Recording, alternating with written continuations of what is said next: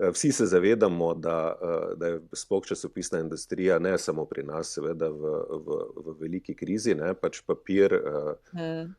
je ta trenutek, bom rekel, izven mode, recimo, ne.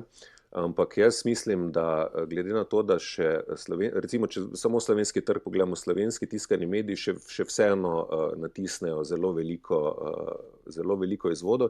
In jaz mislim, da je to treba ohranjati in negovati, dokler bo šlo. Verjamem, da verjetno na neki točki se bo moralo zgoditi, da bodo morale časopisne hiše bodisi skrčiti, ne, pač iti mogoče samo na neke bogatejše vikend izdaje ali pa izhajati mogoče, ne vem, samo ob koncu tedna še. Jaz Kakor mislim, so da je to Finance, ne, naredile ja, pred jaz mislim, da je to, časom. ja, Mm.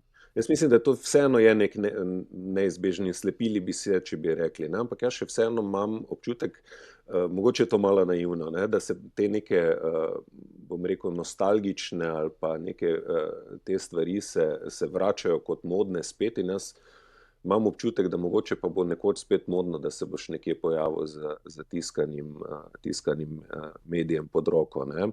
Ali pa da bo to mogoče vseeno nek statusni simbol, ampak ne v Mhm. negativnem smislu besede, da če boš uporabljal tisk, da pomeni, da vseeno ti je mar, ne vem, zahtevaš neke take vsebine, ki so vseeno na papirju, ne, čeprav je lahko seveda isto dobiš na digitalu, ne, ampak pravim, dokler so bralci tukaj, dokler so ljudje še želijo imeti papir, se je treba zanje in za njih boriti, ne. Ne vem Eh, pa, če je to mogoče res zelo idealistično gledanje na to.